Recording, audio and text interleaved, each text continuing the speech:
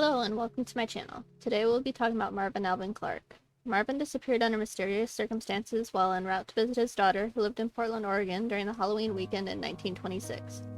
Marvin's case has the distinction of being the oldest active missing person case in the United States. On October 30th, 1926, Marvin left his home in Tigard around 1 p.m. to visit his daughter, Mrs. Signe McDougal, who was a resident and manager of the Hereford Hotel at 735 Hoyt Street in northwest Portland.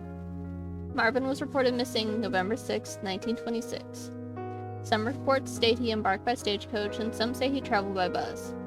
According to sightings, Marvin had been seen at the terminal on Yamhill Street in downtown Portland, dressed in a dark suit and slacks. This was the last reported sighting of him. Marvin suffered from paralysis and could not properly use his right arm. He also walked with a limp, a distinction police hope would elicit sightings of him. His daughter offered a $100 reward for information leading to his discovery. On November 9th, the Bellingham Herald, a newspaper in Bellingham, Washington, reported that Marvin's wife, Mary, had received a disconnected postcard purportedly written by her husband that was postmarked in Bellingham, and there had been witnesses who saw Marvin at 2 hotels in the area on November 2nd and 3rd. The article stated, the letter indicated that the aged man's mind is wandering as it was badly jumbled despite the fact that Marvin is highly educated, being a graduate of 2 universities. In 1986, 60 years after Marvin disappeared, loggers discovered a nearly complete human skeleton in the woods between Tigard and Portland. Although no ID could be found with the body, an 1888 Liberty Head nickel, a 1919 penny, a pocket watch, leather shoes, and a Fraternal Order of the Eagle's pocket knife and 4 tokens with the inscription D and P were found near the body. A .38 revolver and a spent shell were also found near the remains. A pair of wire-rimmed glasses were also discovered.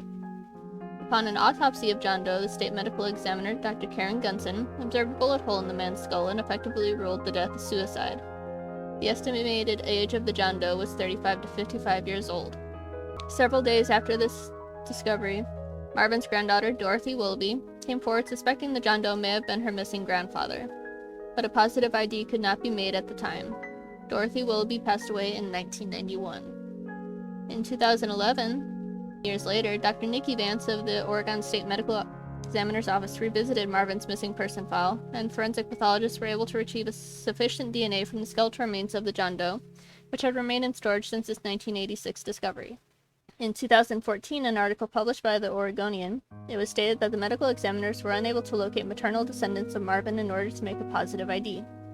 In 2018, Pam Knowles, a great-great-granddaughter of Marvin, provided DNA samples along with her son to determine whether or not the remains of the John Doe were in fact Marvin's. These DNA samples were sent in for comparison, whereupon it was determined that the remains were not Marvin. The John Doe remains unidentified to this day. The DNA provided by Knowles and her son remain on file with Namus database for potential future comparison. Rian Hakla, a Multnomah County police officer, stated, if at any point in the future bones were sent in and it's Marvin, we will get a positive ID, and who's to say he won't get found by a hunter or a landscaper or a developer if something like that happens.